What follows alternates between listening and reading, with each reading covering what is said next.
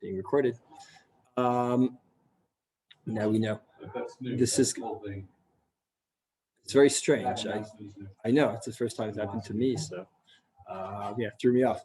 So we're learning once again the menucha of Sir Naim Dangur and Sir Moses Montefiore, and for the continued peace and refuah in Am Yisrael, which do not come easy, as we've seen in the past year and then some. So we're going to kick off the whole issue of Shemitah with something that those of you who know me better know that this isn't really my style, this shiur, the shiur that discusses why do we keep Shemitah anyway? I mean, the fundamental question, the basic answer is we keep Shemitah because Hashem said we have to keep Shemitah. Right? That's and yet we see that beginning from the Gemara itself already and on to the Rishonim and Achronim, there's extensive discussion. There's discussion about the question of what exactly is the purpose and what is the message, what is the goal of keeping Shemitah, which implies that there's another aspect to this. There's another level to this. I want to try to go through the reasons given, analyze them, and then maybe discuss a bit why are these reasons given, particularly in this context of Shemitah. And you have pages, yeah? You have the pages. Oh, yeah. Okay, great. Beseder. So the psukim themselves. Let's see what we can see from the psukim themselves. The psukim are brought mainly in three places in the Torah. Psukim of Shemitah. These bets are the psukim we're going to be learning for quite a while now. The shesh shanim tizrat artzecha v'asafta tevuata v'ashvit tishmetenu u'tashta v'achelu evyonei amecha v'yitram tochal chayat hasadeh ken ta'aseh lecharmecha u'lezaytecha. This implies what? Presumably,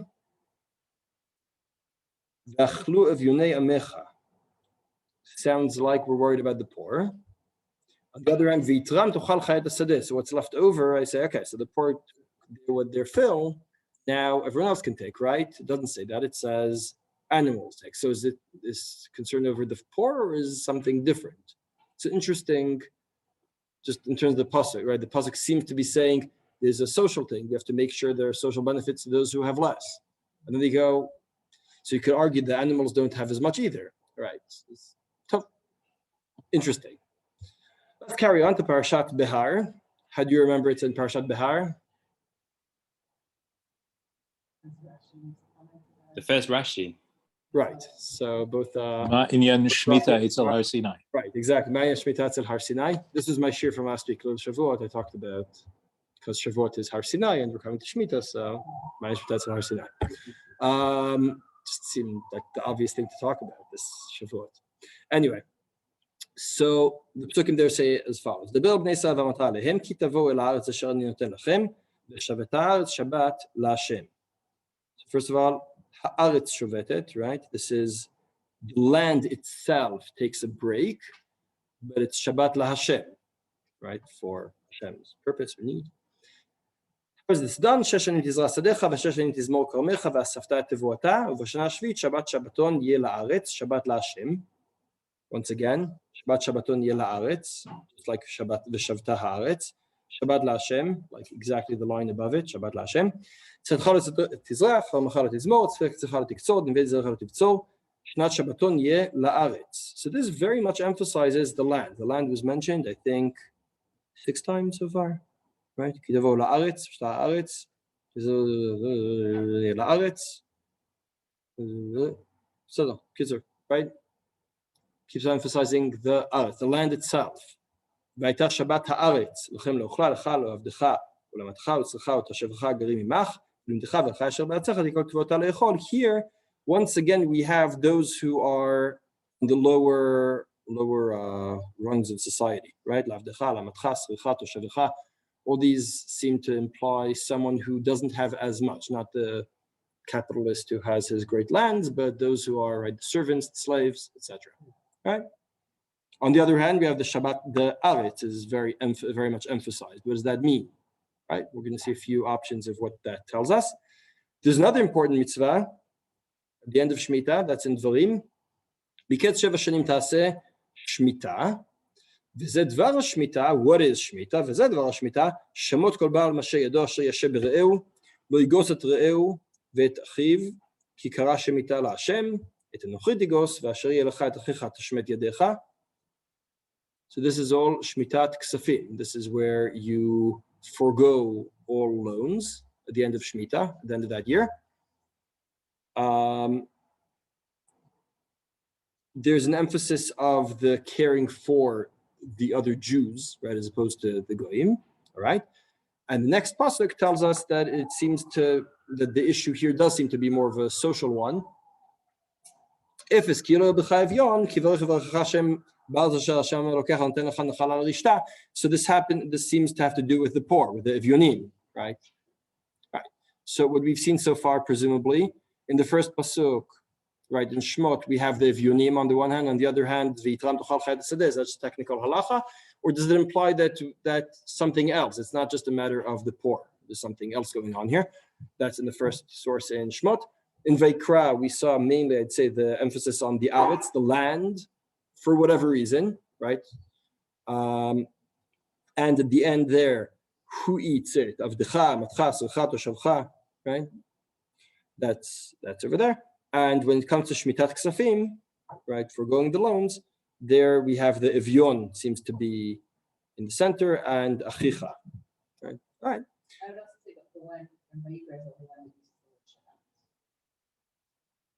Interesting. That's a good point. That's a good point.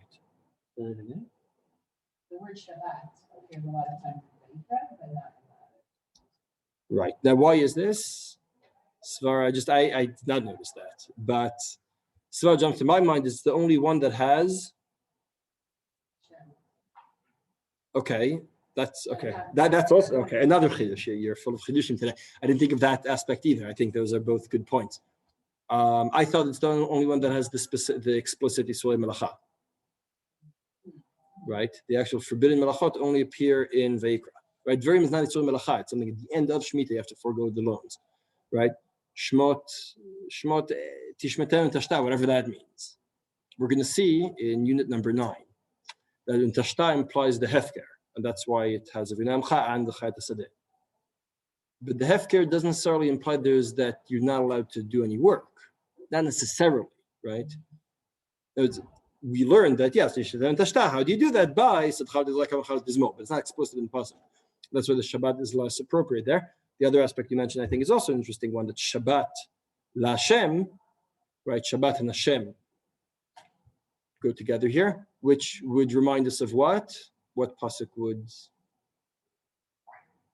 if you want to say that Shabbat is Hashem's, what other Shabbat is Hashem's? Well, Shabbat is also Hashem's. What? Shabbat, right? Shabbat is also Hashem's. In what sense is it Hashem's? Oti b'ni u'veinachem, right? That's the ot between us and Hashem is the Shabbat, and so is Shemitah, as we'll see shortly, right? And there's a similar, right? All right, good. So let's develop these ideas through the Rishonim and the Gemara. So it starts from the Gemara. Very strange Gemara, as I said earlier already. Atau Talmida in Sanhedrin Daf Lamed. Atau Talmida amar li mai tamid shviyata. Now, the first and foremost thing I'd say, what do you mean? No, like why is that even a question? No, like, right? Whatever. The Rambam explains. The Rambam in God the Perplexed, otherwise known as Morenu, explains that we do have an obligation to try to look for the reasons for mitzvot, but we have to bear in mind that it's all guesswork. As after everything we do, remember the reason we do it is because Hashem says, and then we try to also get some kind of understanding of the reason and the meaning, right? And as some of the more Rambamists wrote that ta'am, what does the word ta'am mean? Right, so it also gives a flavor. Now, again, sometimes they point out based on the whatever the big but just sometimes the flavor can be artificial flavoring. In other words, the real reason is something totally different. But for us to be able to do it properly, there's also a time. There's also kind of flavor to it, right? Like when you give your children right? You give your children medicine, right? So it has artificial, usually not very well done, but etc. Right? Artificial flavoring has nothing to do with the medicine. It's just you want them to gag. You say, oh, we'll add some sugar, we'll add some whatever, right? To give some kind of flavor. So Hashem says, yeah, you're my children. I'll give some flavor to these mitzvot you keep. It won't be just like some kind of burden that you don't understand. Anyway, so the Talmud came and said, my Talmud is Shviata, and he answered, Amar Kadosh Baruch Hu Yisrael, Zir'u shesh, v'ashmitu sheva, kedei shetedu she'aretz shelihi. This is based on what pasuk, do you think? You say kedei shetedu she'aretz shelihi? Right. Shavta ha'aretz Shabbat la'Hashem. Right. Why is the aretz shavetet? Shabbat la'Hashem. In other words, the aretz goes back to Hashem. What happens on Shemita is the aretz goes back to Hashem. By the way, why do you, if you have an Eved Ivri who wants to continue working past the 7th year, that's not the Shemita, it's the 7th year. What do we do? Right. Why? Right. So the Midrash in Masal Kiddushin says why? Because that same ear that heard in Har Sinai, Kilib Neisrael Avadim Avadayim V'Avadim Avadayim Avadim Avadim. Where's that pasuk? What parsha? Kilib Neisrael Avadim. Parshat Behar. How do you know? Because it fits what I'm saying. Because Parshat Behar, right? Later on, in the same Parshat Behar, it says, just like the land is mine in Shemitah, just like the land is mine in Yovel, so are you mine. That's why, that's the Brit that you have in Parashat Bechukotai is based on that concept. That's my 45 minutes here in 2.5 minutes. So back to us, when the pasuk tells us, V'shavta Shabbat la'Hashem, so the Gemara says, to bear in mind that the Aretz is mine, the land is mine. Rashi connects this to other psukim that we have in Sefer Dvarim.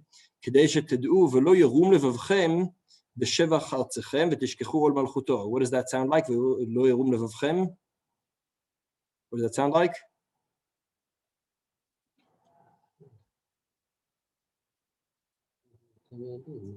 Right, which the previous pasuk, one pasuk before that, starts with the words V'ram levavcha. V'ram levavcha v'shachachta et Hashem Elokecha motziacha ma'aretz Mitzrayim v'et avadim v'amarta levavcha kochi v'otzim yedi asar lidachai lazeh. Right. So Rashi is saying, why do you have to stop using the land during Shemitah? And you say to remind you shelo yarum levavchem. Right, and you won't say kochi v'otzim yedi. This connects to another aspect, which is also, once again, we're back now to not Parshat Behar, but to Parshat Bechukotai, following Parsha, that says that the galut, that Am Yisrael, it's quite explicit in the pasuk, right, as we see at the bottom of this page. ואתכם מזרעי בגויים, והריקותי אחריהם חרב, והייתה ארצכם שממה, ועריכם יהיו חורבה, אז תרצה הארץ את שבתותיה. כל ימי הושמה, ואתם בארץ אויביכם. אז ישבות הארץ וירצה את שבתותיה. It's very emphasized. It's no mistake. In other words, Am Yisrael said that to Galut. Why? Because the land demands its time. Now, the land doesn't really demand anything. The earth, presumably doesn't. Presumably, we're going to see later on. It's not so pashut, but at this point, at least, it doesn't really care what happens with it, what you've done, you haven't done. Presumably, right? What this pasuk means is that the land which is Hashem's is given to you, and if you don't appreciate that, it's going to demand to be returned to its owner. This is not my idea. This is Torah T'mimah. You'll see at the top of the next page. The Torah T'mimah asks, why is this pasuk seems a bit strange to him? Why is it that we're so stringent about something that doesn't seem to be the worst isur in the Torah? Bear in mind, we're after Parshat Achromat Kedoshim. You have many other more serious isurim over there. Why is Shemita the one that's so emphasized? So he explains exactly that. צריך טעם, למה באמת נהנה של איסור קל זה בעונשים רבים וקשים יותר מעל איסור אחר חמור? גם מה טעם שייכות עונשים אלו לעבירת איסור זה? So you'll note that already in the question he says he's asking two layers, right? He says, first of all, what's the connection between Shemitah and Galut? That's the second question. And the first question is, what makes Shmita such a terrible Isur? It's not Isur Karet. It's not Isur, like, well, why is that? Right? There's 2 layers. First question, what's the connection between what? Galut. Yeah. So he answers, "Zeh she'ino zahir b'isur shvi, tave k'mi she'ino modeh b'sheichut v'she'ibud ha'aretz HaKadosh Baruch Hu." So up to here already, if you don't appreciate that the land is Hashem's, so you don't deserve to be there. Now that's already, I don't need to explain that Shemitah is anything too serious at this point, right? I can just say, if you don't appreciate who the land is, so he's just going to take it back, right? So already the connection is there. So the second answer he has already answered. And then he moves on back to the first question, which is what makes Shemitah such a terrible Isur? He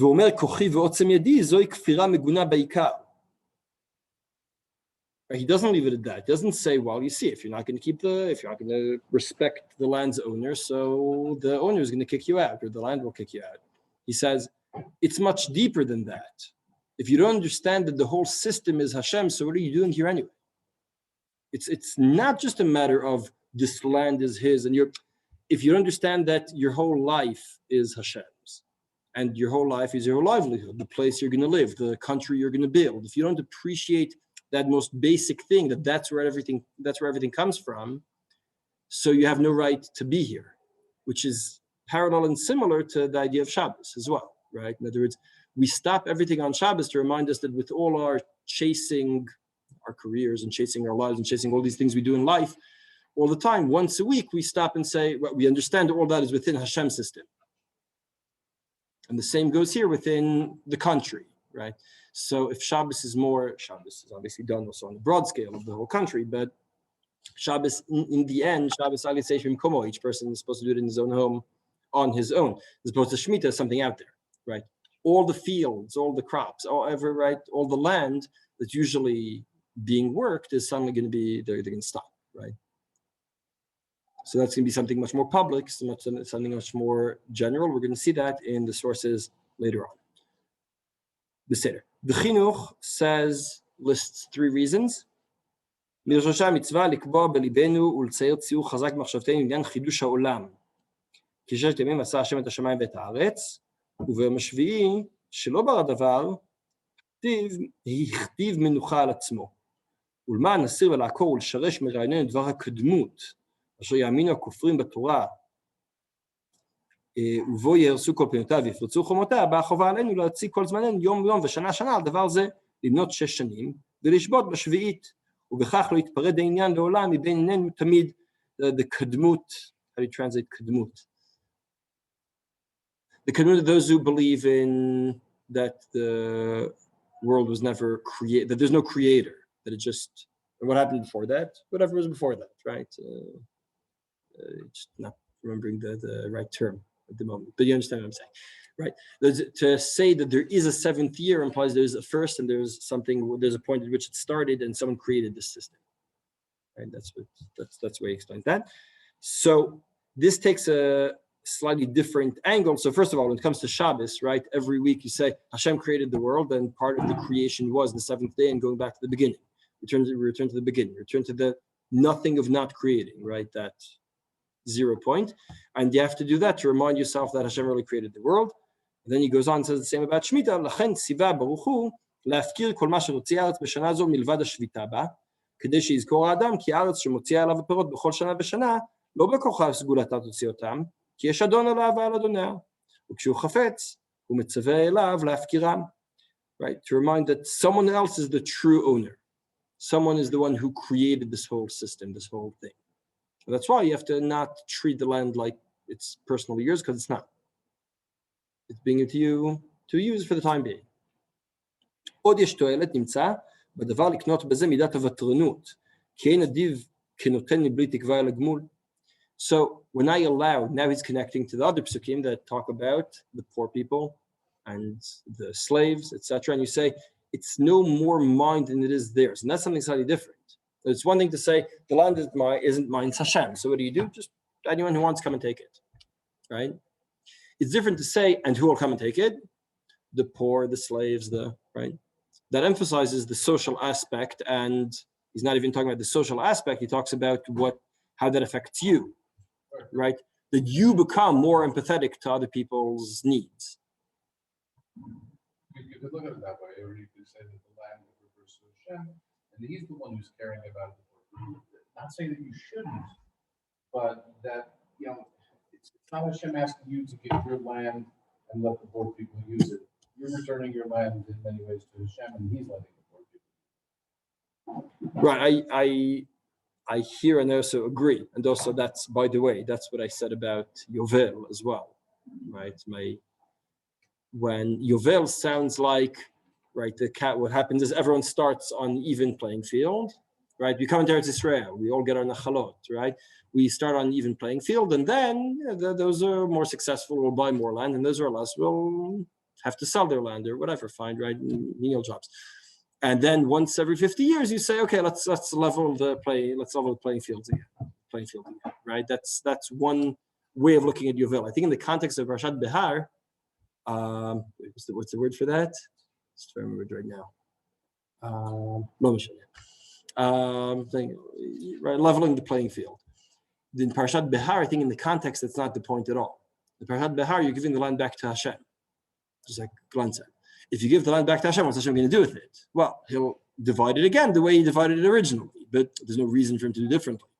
But the point isn't to return to those people, the point is to return to Hashem. It goes back to the original owners. Because, not the original owners, Hashem is the original owner, the original way in which Hashem gave it, divided up originally. But we see the chinuch really does make a point of these two separate things, right? The first one is between us and Kadosh Baruch Hu, and the second is between us and other people, right? Having more sympathy and having more understanding of other people's needs.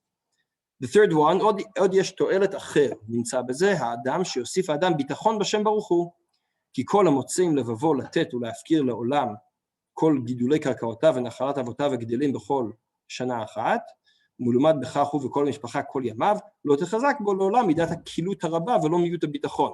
So the point in the kilut here, right? Kilut is, I'm forgetting my words. It's, sorry? Yes. Right, being miserly, right? Now, when you say what? Miserly? Is that the right word? Right? Now, usually, is that the right word, right? So now, often that's said that implies lack of empathy, lack of understanding of other people's needs, which is connected to the second one. Here he's saying the reason why is a person a miser? Why? So one is because he doesn't have empathy towards other people, but the other aspect is because he's worried. Who knows what's going to happen next, right? So today he has money and tomorrow he doesn't, so he's going to make sure to keep as much as he can. And then the chinuch says there's a different point, right? The one point is allow other people, right? So three separate points. One is remember it's not yours. It's not yours. The second is there are other people also need it. And the third is don't be so worried. Now again, in a way, this takes us back to the first point, which is since everything else is Hashem's anyway, so who are you kidding? You're going to try to retain as much as you can, but in the end, it's up to him. So those are the three aspects the chinuch says over here.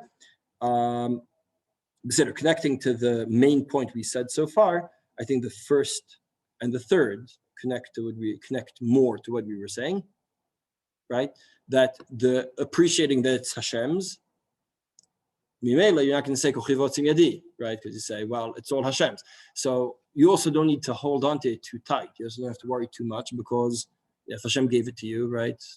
So Hashem can take it away and Hashem can give it to you again 1,000 times. It's all up to him. So those seem to be the central aspects here in the chinuch. Let's see. The kliyakal, as opposed to the Torah Mimah, who connected the idea of the galut in the Chukotai to the idea of remembering whose land it is, the kliyakal connected more to the idea of appreciating Hashem, of trusting, of belief in Hashem. The third point, right? Believing that Hashem will refill your loss. Let's see this quickly. לפי זה דינו שהתחייבו גלות בעוון השמיטה מצד חסרון האמונה שבהם, כי לא האמינו בהשם ולא בטחו בישועתו שיעשה להם נס כזה בעשיית תבואה ל3 שנים, כמו שנאמר, שתו בחוצות ירושלים, מודו וראו, אם יש איש מבקש אמונה ואסלח לה. So the main issue Yirmiyah says is emunah, right? Now, again, emunah here is not in the sense of knowing that it's Hashem's, but appreciating that if Hashem told you to give it to someone else, so give it to someone else. Because he knows what he's doing. And yes, you need your own sustenance, you'll get it, don't worry. And the point is, if you really trust Hashem, you really believe Hashem, so you don't worry. And then he goes on to the Aretz, which we'll see later on. גם הארץ עצמה תקפיד על זה מאוד, כי רצונה שתגלגל זכות זה על ידה לחזק האמונה בהשם על ידה. So you say Shabbat, Shabbat LaHashem, the Aretz is saying, this is my opportunity, right? Everything Hashem created everything. Right? The Gemara in Ketubot goes through a list of every finger.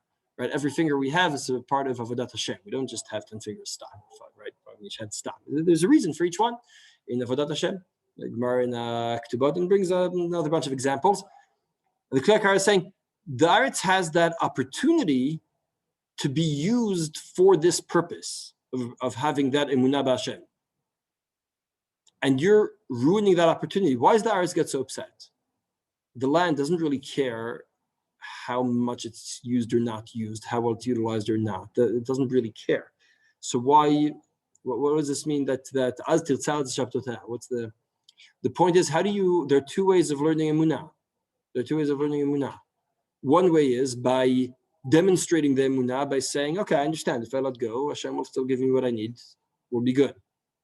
The other way is by you don't keep mitzvot, and then you go to galut, and then you say, "Wow." That's what happens to those who don't keep mitzvot. And then you have a chizuk in your emunah. Those are your two opportunities. Astil tzad Shabbat in that sense means my opportunity to demonstrate how Hashem's relationship with Am Yisrael works has to work in one of two ways. Either by us keeping the mitzvot properly or by the consequences of not doing so. Sorry, but to be fair, we know the consequences. Right. That's true. I know. And many times also when we see the consequences, we don't know to see the connection and the relationship, etc. I agree. Sorry? Right. Yeah. That's saying, insisting that no, it's not. It's stam happening. Right? That's saying there are more punishments for that.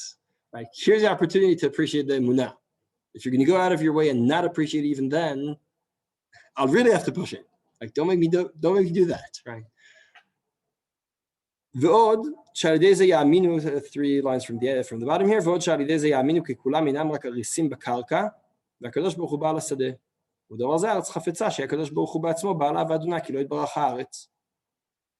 וביטול השמיטות שיחזיקו הם הכבעלים בארץ ראוי שתקפיד הארץ הזה, וכך נאמר אז תרצה על זה שבתותה. This goes back to the first reason we said, who owns the land, and it's really Hashem's land, it's given to you on this condition. All right. Rav Shul Israeli, we'll see briefly what I said before about the Shabbat is on the individual level and the Shemita is on the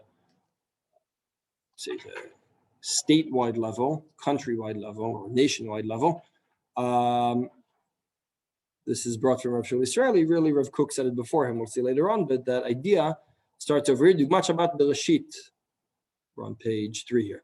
המסמלת ומהווה אות ברית בין ישראל כפרט לקדוש ברוך הוא, שכל המחלל את השבת individually, הרי הוא כמומר לכל התורה, כולה ועונשה בכרת היחיד, כך שבת הארץ מסמלת ומהווה את אות הברית הלאומית, אשר עבירה עליה ועונשה בכרת הציבורי, גלות והפרדה של העם ממקום חיותו הטבעי ארץ ישראל. And therefore, when the individual does works the field on Shemitah, does transgresses Shemitah in whatever way, right? That he's not to transgress. So, yeah, it's a sin, but it doesn't destroy the whole system. It's only really a problem when everyone does it, when the whole deal, right, the whole relationship between us and Hashem about the whole land is broken. That's where we're in trouble. So that's the point here. Okay. Now we mentioned already. Let's move on. The first reason has to do with appreciating that it's Hashem's, which implied 2 things, right? One is remembering that Hashem created the world and it's His, etc.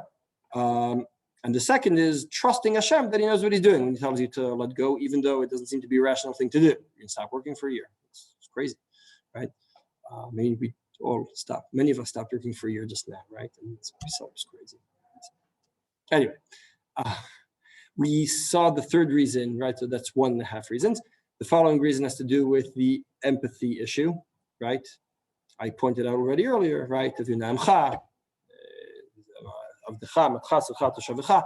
saw in the chinuch, that again in the chinuch, and the Rambam says that over here in Morenu, כל המצוות אשר סיפרנום בהלכות שמיטה ויובל מהם לחמלה על בני אדם והרחבה לבני אדם כולם, כמו שאמר ואכלו אביון עמך ויתרם תאכל חיית השדה, ומהם חנינה בעבדים ועניים, כלומר השמטת כספים והשמטת עבדים.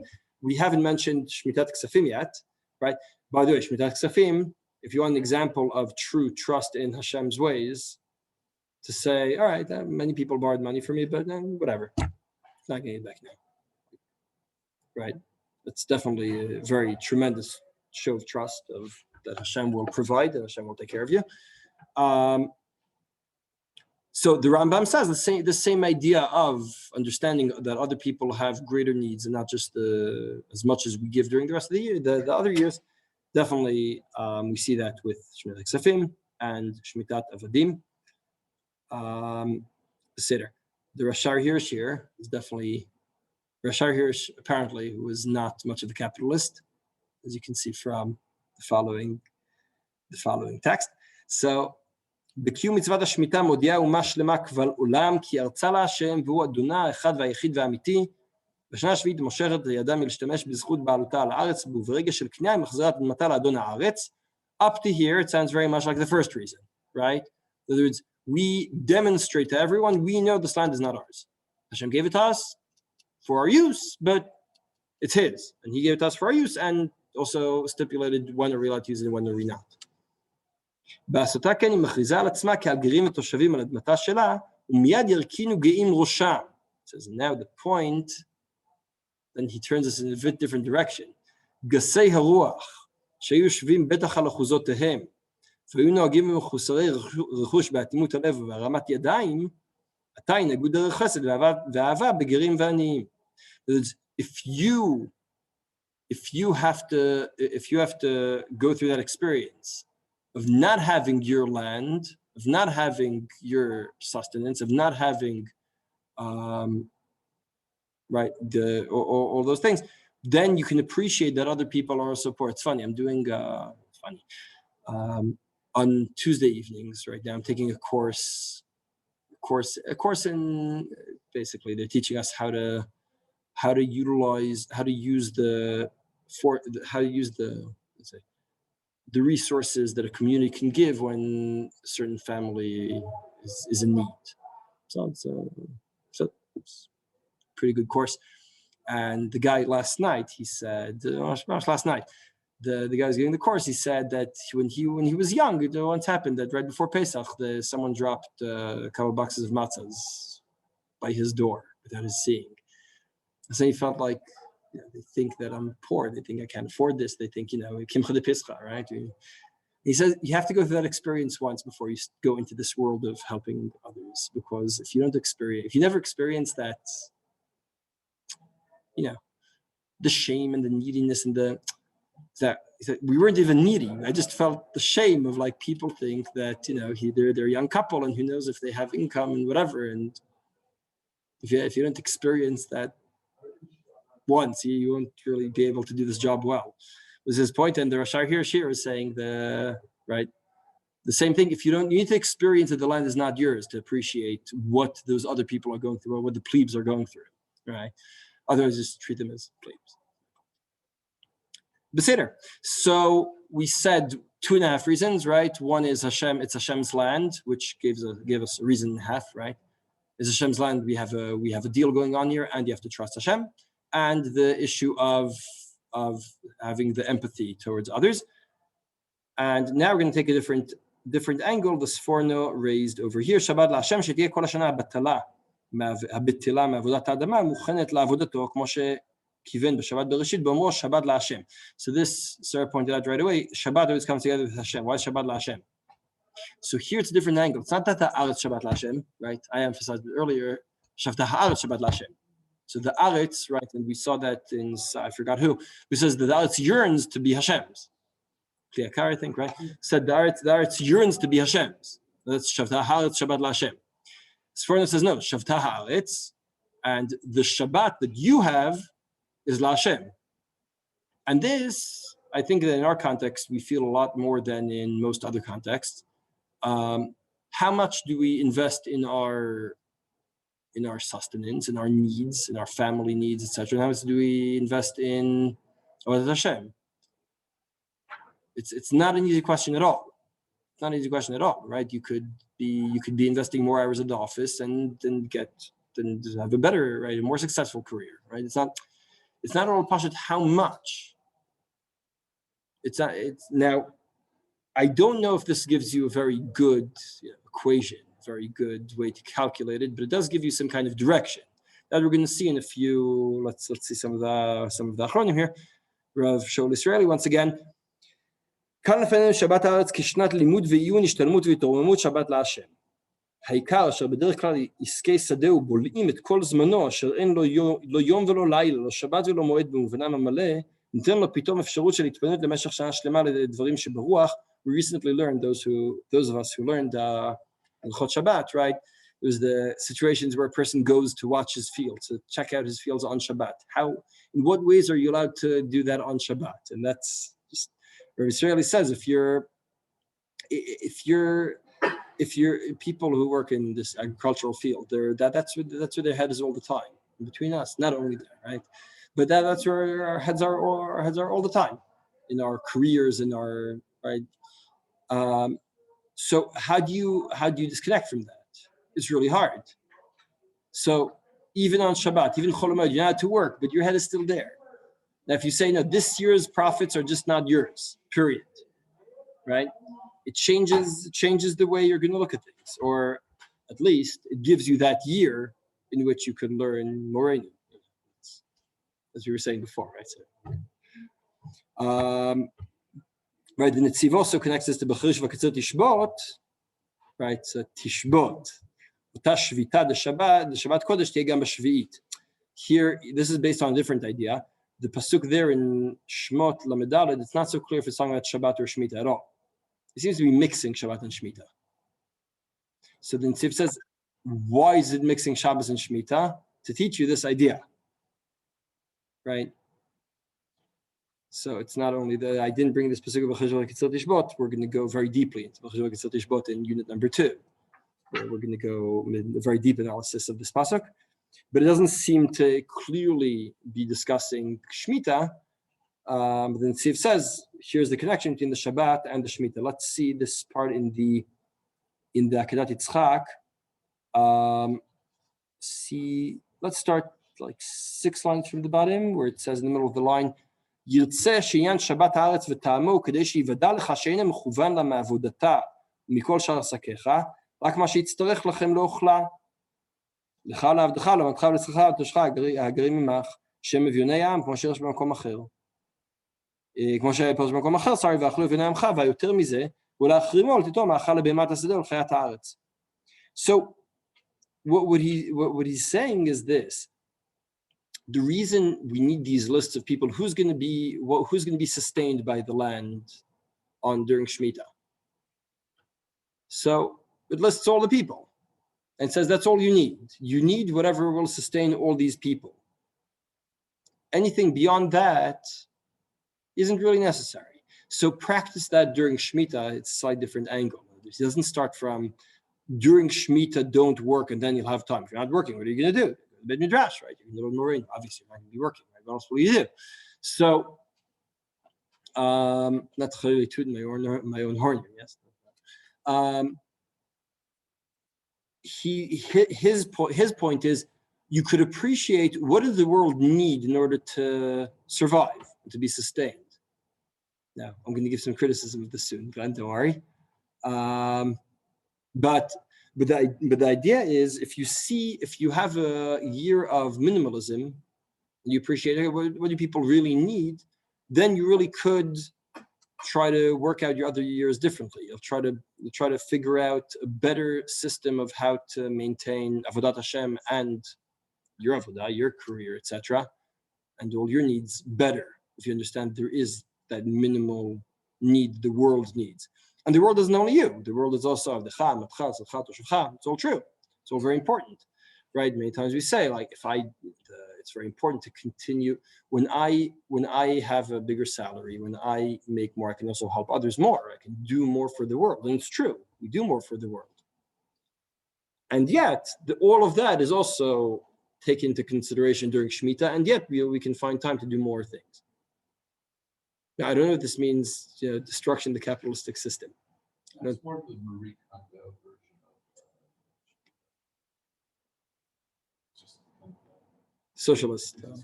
no, it's getting rid of a lot of your unnecessary acquisitions and things that. Yeah, in that sense. In that sense. What happens when you move from a house to an apartment? You suddenly realize that, like, what have I been doing with all this stuff? Right. So, right now, again, on the other, right. So I just, something inside doesn't die. It doesn't. This doesn't. How do I say this? I'm not perfectly comfortable with saying, let's go back to minimalism. The more capitalistic system that we live in does believe in making the pie itself greater. I'm not saying it's her as an example, but it's just like, does this give you pleasure? Right. That's what you're saying. It's not the point isn't minimalism. The point is appreciation of what you need and not just empty things. Right. Okay. Beseder. That I agree. That does Beseder. You see in the Kuzari, he's the one who discussed. I mentioned a few times how do you balance, right? The balance is brought very strong in the Kuzari. He's the one who starts more clearly discussing how do you find the balance. So his first point that is not underlined, but I think it's an important point to start from, is that Torah Elokit lo havitanu b'sigufim. So the point is not to suffer. The point is not asceticism. Asceticism, right? That's not the point. The point is the right balance. כי אם לימדנו את המידה הנכונה, מצוותה עלינו לתת לכל כוח מכוחות הנפש והגוף את החלק המגיע לו בצדק, ויש לבקר את הכוח האחד על פני האחרים. Right? The balance, the needs. We're not saying suffer. We're not saying asceticism. We're saying, what do you really need? Maybe this goes back to what you're saying of what gives you pleasure. What will, right? The Gemara does say, right? Dira na'ah, right? There are things that are important to have, for a more full life within Avodat Hashem. On the other hand, also be aware of what there is. What do you really need, right? What is the minimal need that you have?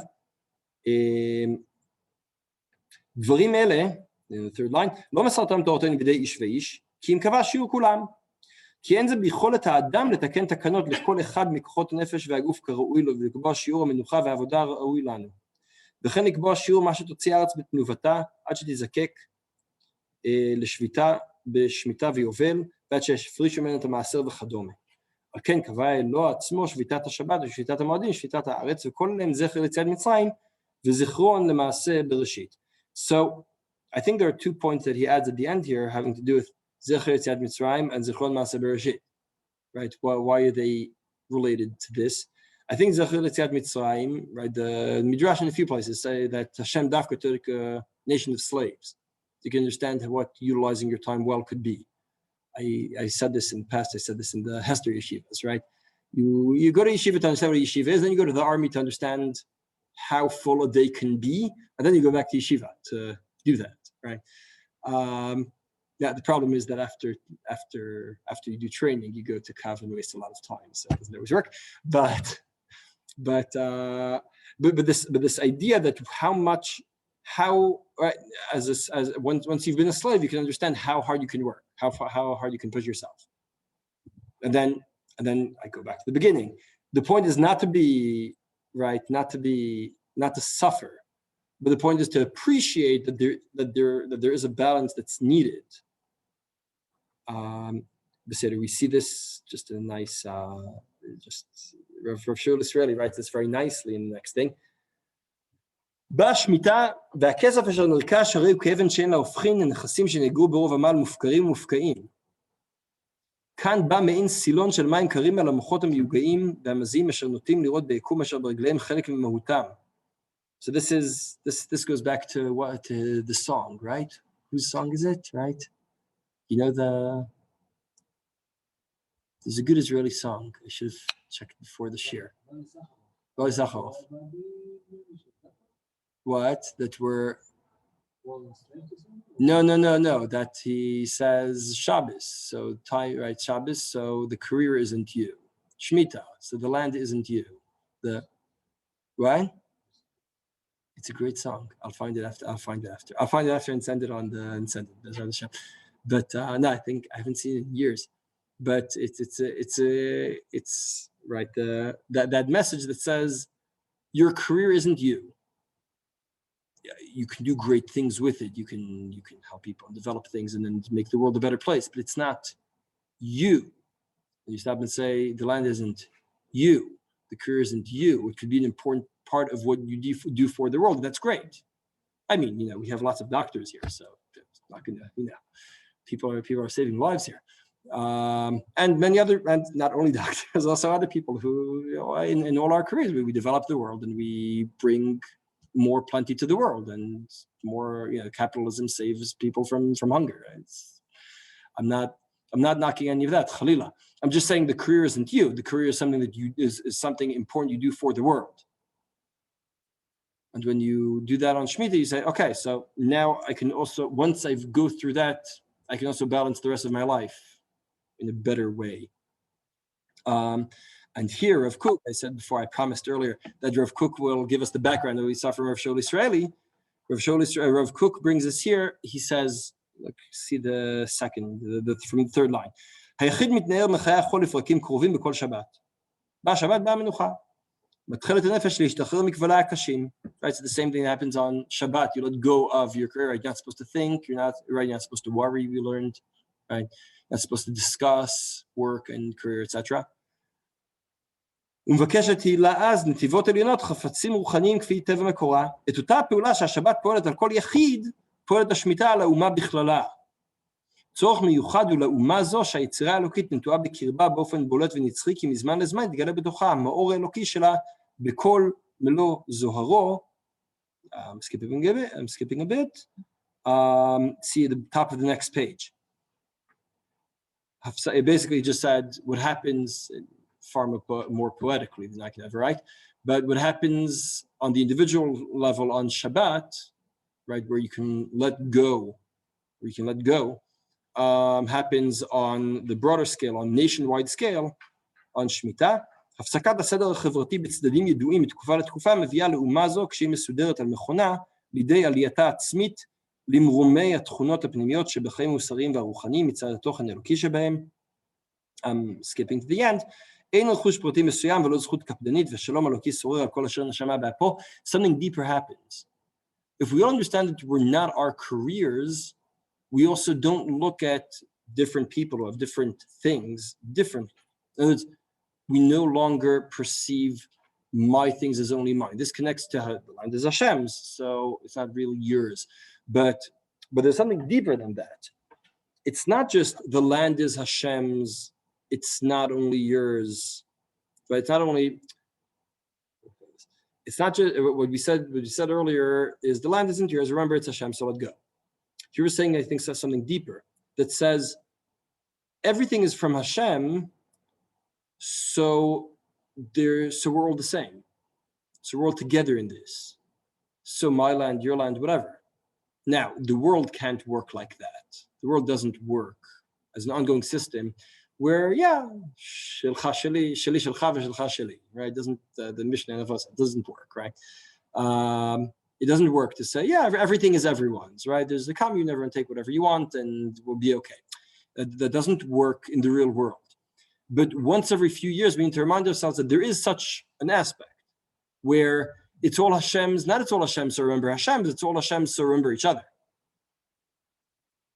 And that happens on a broader nationwide scale. I think this connects to the following Rambam in the Morenu, the following one. That line we saw already. I'm skipping the reasons the Rambam brought earlier. עיון בתיקון הפרנסה והכלכלה על ההתמדה, והוא היות הארץ כולה שמורה לבעלים, אי אפשר במכירה לצמיתות. ואז זאת מכירה לצמיתות, וישאר ממון האדם שמור עליו ועל יורשיו. So this has to do with what I mentioned about evening the playing field, right? As we each were, that the Rambam is talking about Yovel here, but it connects to the same idea, right? The same idea Rav Kook was saying about every Shemitah. You say, well, everything is everyone's, well, everything is Hashem's. So we're all together, we're all in this together. This connects to the Rambam's evening the playing field that happens every Yovel. This connects to now which broadens out. I'm not going to read too much of this, but there are many who discuss, right? Rav Kook discussed the shalom, right? The shalom that you get from appreciating that we all started from the same place. We all started from the same place, so we can't really fight too hard about what is mine, what is yours. Now, don't get me wrong, we have a Beit Din back here if there are any issues. Like, we do believe in that, and that's the right after Muhammad Ar Sinai, the next thing, right? Asher Tasim, as Rashi explained, Asher Tasim. What? No, that's Elad Vrim, but Asher Tasim Keneged Nokel Utzua. Right, we believe in ownership, etc. But every once in a while, you do have to stop that. You do have to take a break and say. Yeah. Now we mentioned many times. Finally, we're going to get to Shabbat, the Aretz that appeared so many times in Parashat Behar B'Chukotai, both in the tzivui on Shemita. The Aretz, Shavta Aretz, Lashem Shabbat Aretz, etc. And in B'Chukotai,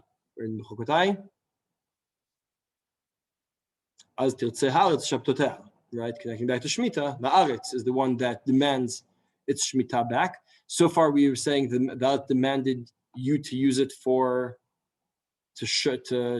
demonstrate B'tachon B'Hashem, right? The Rambam takes this in a surprising direction. Skipping to the end here.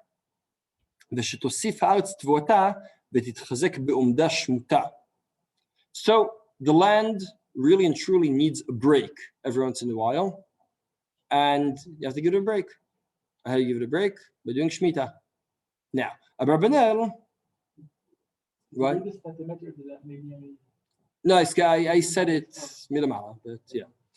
Besides the idea of the achdut, the idea of the shalom, I said he connects to the Rav Kook, so same idea. Abarbanel took the Rambam a bit too literally and said, I don't understand what you're saying here. First of all, if the land weakens every year and it needs a break, right? Just like we need a break, right? We feel this, right? We're Wednesday night, tomorrow is Thursday, so we're nearing the end of our week, right? And we're also nearing the end of our energy, right? It's basically the way we live. So usually towards the end of the week, we're more tired, we have less energy. And that's exactly when the land has to create 3 years worth, right? Okay. It's a bit strange. If you want to explain, the Rambam, want to explain something that seems so like agricultural. So 2 things. First of all, what happens if you don't keep Shemitah? What should the punishment be? So that's what the Psukim say, but what should the punishment be based on the Rambam? Right, for the land to just, go bad, right? As you don't need to kick you out, you just need to suffer in your land and see, oh, wait, this doesn't work. If you just keep on working the land every single year. So things just won't end well for you, not because people will come from the outside and kick you out, but because the land will stop being effective, right?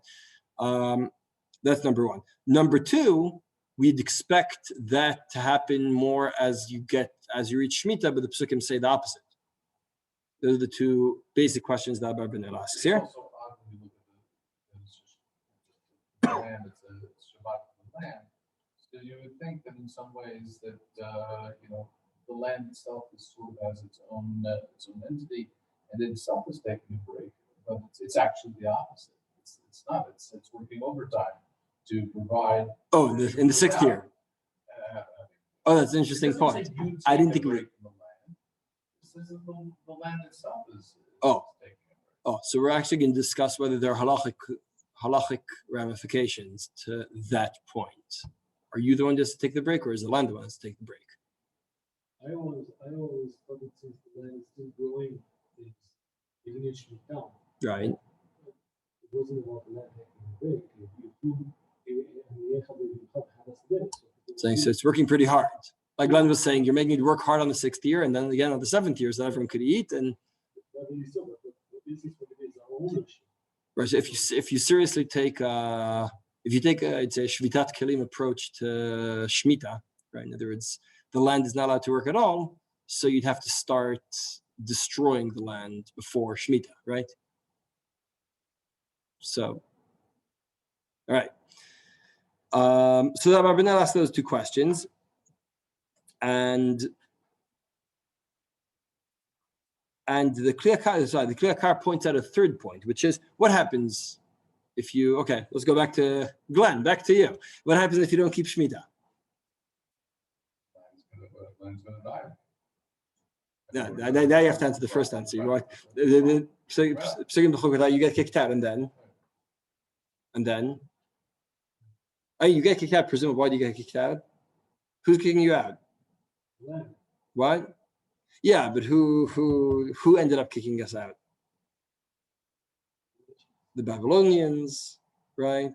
The Romans. Okay, and then what happened? So here the Kliyakar says something interesting. He says, presumably, when they kick you out of the land, they're going to start utilizing the land. Do they know how to keep Shemitah? Are they going to do a better job than you? Not working the land? Shema? No, Nachon, I agree. I think that's a great answer to the Kliyakar. And that's what happened, right? I even referenced Mark Twain here in the page.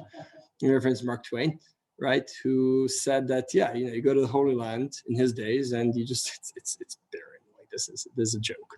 And half the book is a joke because he's making fun of, like, you call this this is the Holy Land, and the answer is yes. When Am Yisrael isn't here, it just doesn't do very well, which is interesting. The Kliyakar saw this as a question on the Rambam. He says, how can you say that we're going to be kicked out and the land will be given to someone else? Are they going to do a better job? And the answer is, well, better job of what? Of letting the land just grow wild and not be effective? Yeah, they did a great job at that.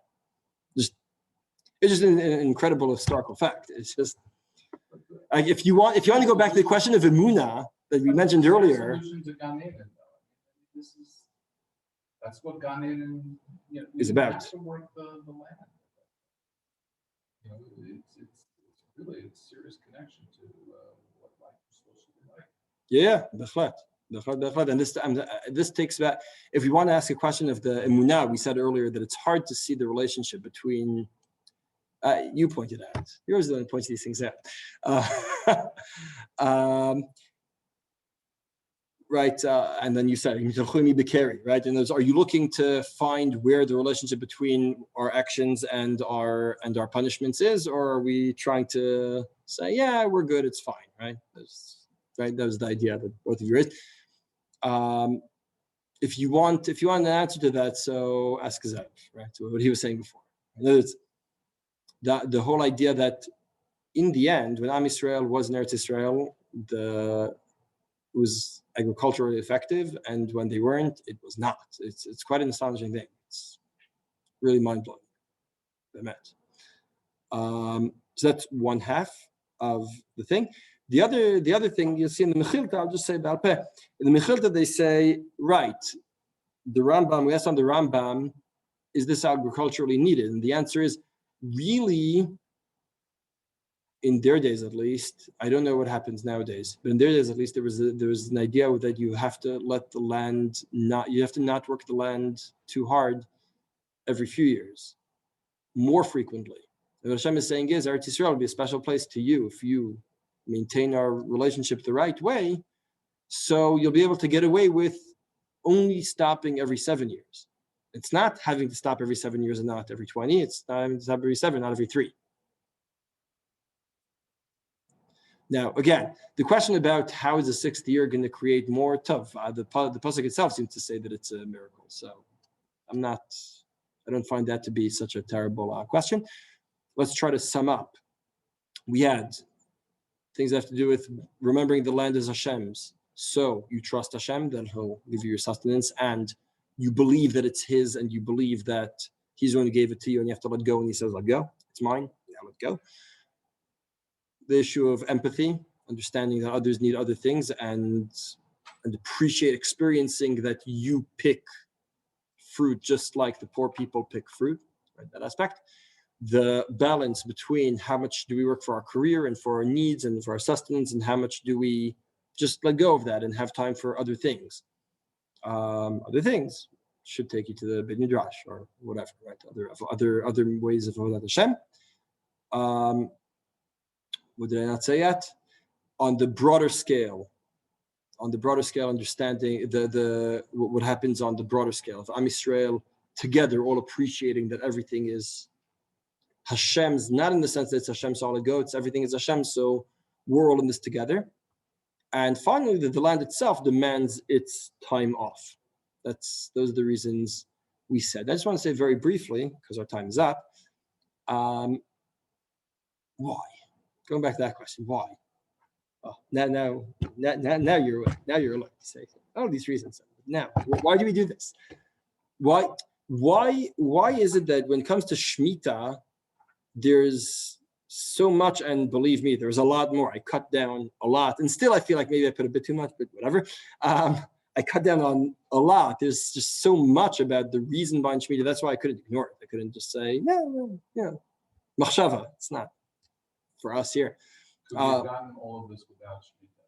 We've gotten all of these things, without that. Look, you're told to give tzedakah. You're still working the land and give tzedakah. Maybe once every year to double the amount of tzedakah, whatever it is. So do we need that for the empathy? Do we need that for to be able to make sure that we realize our work? We still would, I guess, have our work define us if we did that. I mean, people did take time off and they learn. It's not that you're removing yourself from the lens, but you're spending that time elsewhere instead of. So, if I understand correctly, the main point I'm going to take from you at the moment, and you correct me, is the uniqueness of this mitzvah. It's so unique. In other words, when you have Torah Basrot, you have Pal, you have Leket, those all make sense. I mean, also as a guy, like, come on, like you left some behind, so you could do it without. It all makes sense. But this is crazy, right? But this is nuts. This must be something more extreme. So some of the messages are just more extreme, right? And some of them are, and some of them, I guess that, right? So it's some of them are the same idea but more extreme. Some of them there really isn't any other way, right? Without saying now you can't work, you are stuck, you can't. No, stop. You're stuck. Without doing that, could you really say now we're good? Okay, so now I'm gonna have to figure out a balance, right? What are you saying?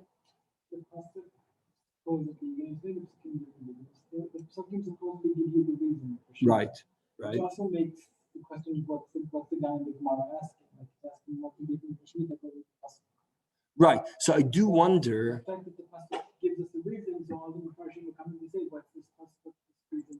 Right, so I agree. I very much agree, and that's why we started off with reading the Psukim, and I hinted to, I think, all the reasons. I think, as we read the Psukim, it's not just a methodological thing, which is something I try to use but can hardly pronounce. It's also because I really believe that it's there. Right, we demonstrated that these reasons that Chazal and the Parshanim, etc., they're saying, like we say, Shabbat Lashem. How is Shabbat Lashem?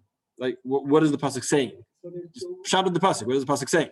Right? There is that too. The first pasuk of that we're going to how they don't hold that. So this, you see that some people saw that as the way for the mitzvah, and some people saw it as the way of keeping the mitzvah.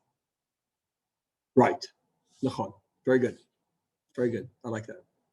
If now I want to say something provocative to end off because you're all falling asleep already, and I don't blame you. It's late, but so I have to say something provocative. We know that in the past few years it'll take us some time. We're going to need a lot of background to reach this point, but we're going to learn about the heter mechira, right? The way we keep Shemita in the end. How do we keep Shemita? So in certain very, very specific places in which we still, have the Shemita, and in each are in our own gardens. Whoever has a garden, I don't know if you all have gardens, or gardens that bear fruit, etc.